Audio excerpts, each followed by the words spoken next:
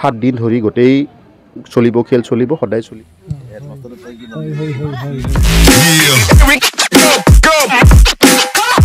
নমস্কাৰ, খুবেই এটা ভাল লগা খবৰ লৈ মই উপস্থিত হৈছোঁ পুনৰ এটি নতুন ভিডিঅ'লৈ। আৰু আপোনালোকক জনাব বিচাৰিছোঁ যে সৰুপেটা হাইস্কুল ফিল্ডত আপোনালোকে দেখিবলৈ পাইছে সৰুপেটা আঞ্চলিক ক্ৰীড়া সন্থাৰ উদ্যোগত প্ৰয়াত Shankar Thakuria prize money knockout football প্ৰতিযোগিতা 7 তাৰিখৰ পৰা 14 তাৰিখলৈ ইয়াত অনুষ্ঠিত কৰিবলৈ লোৱা হৈছে।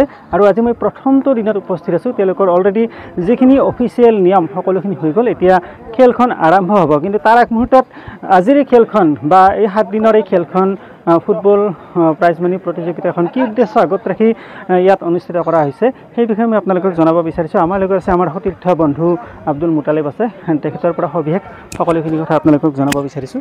প্ৰথম স্বাগতম জনাইছোঁ। ধন্যবাদ।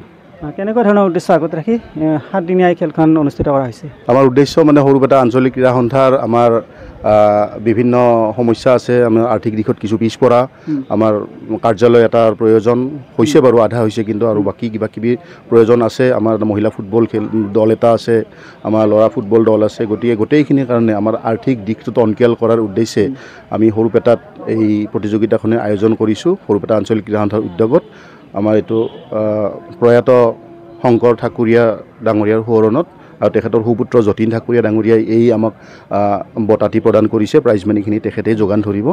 আৰু আমাৰ উদ্দেশ্য মানে মূল উদ্দেশ্য সৰুপেটা ৰাইজক এখন ভাল প্ৰতিদ্বন্দ্বিতামূলক ফুটবল খেল দেখুওৱা। আৰু ৰাইজে যিটো চাম বুলি ভাবি থাকে, গতিকে আমি সৰুপেটাত এখন ভাল ফুটবল খেল দেখুৱাব খুজিছোঁ।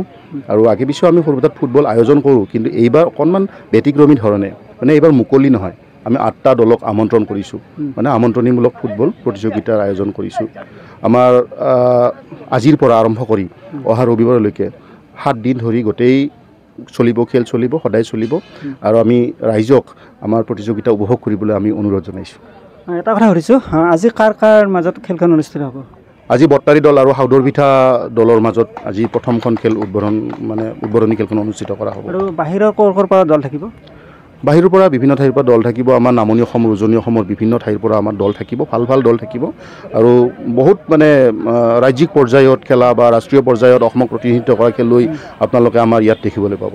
যিহেতু ইয়াত মানে প্ৰাইজ মানিৰ কথা উল্লেখ কৰা আছে, গতিকে প্ৰথম পুৰস্কাৰ কিমান আছে বা দ্বিতীয় পুৰস্কাৰ কিমান আছে সেই বিষয়ে অলপ।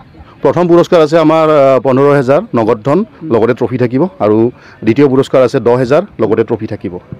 অ'কে, ধন্যবাদ।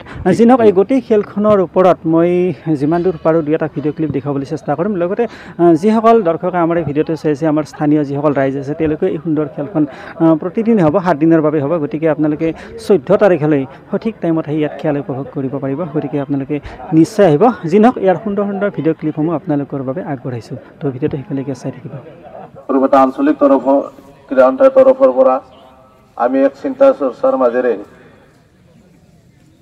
খুব সীমিত সংখ্যক দলৰ মাজত, কেইটামান দলৰ মাজত এখন খেল অনুষ্ঠিত কৰাৰ কাৰণে সিদ্ধান্ত ল'লোঁ।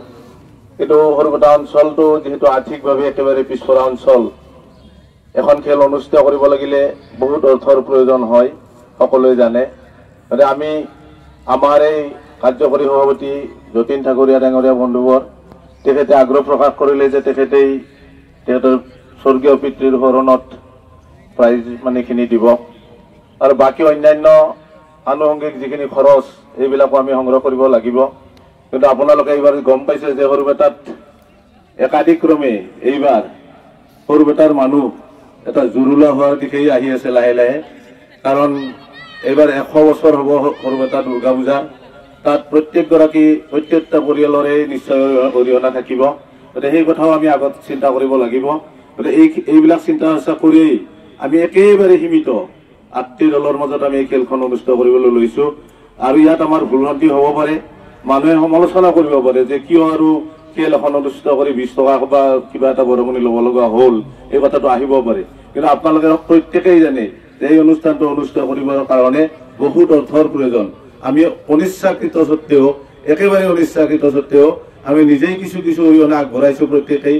তাৰ মাজতে আমি ৰাইজৰ পৰা মাত্ৰ বৰঙণি প্ৰৱেশ মূল্য যি নকওঁ কিয় মাত্ৰ 20 টকাকৈ ধাৰ্য কৰিছোঁ। ইয়াত যাতে কোনো সমালোচনা আপত্তি একোৱে যাতে নকয় সেইটো মই আহ্বান ৰাখিছোঁ আজিৰ এই অনুষ্ঠানৰ জৰিয়তে।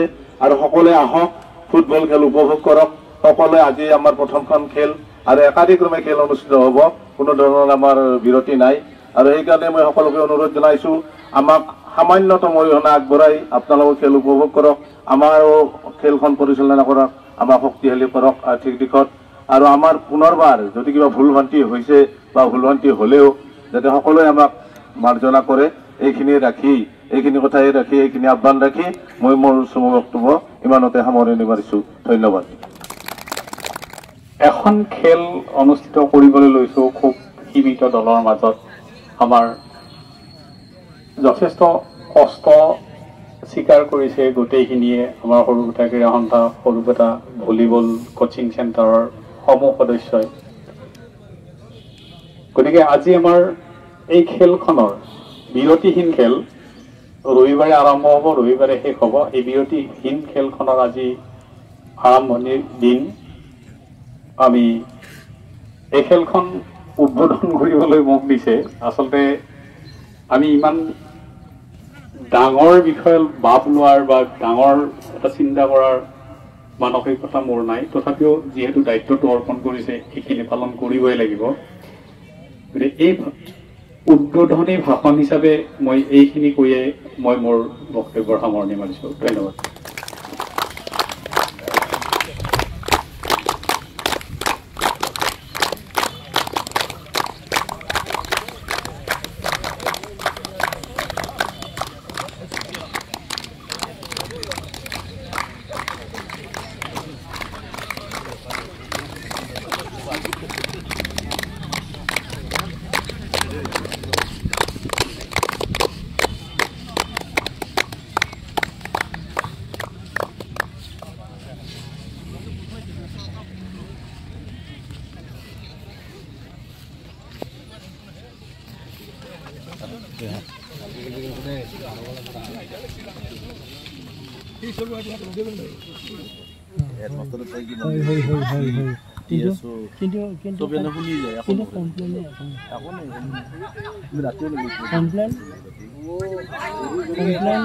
উপাল লাইনটো চব গাঁৱৰ গৈছে।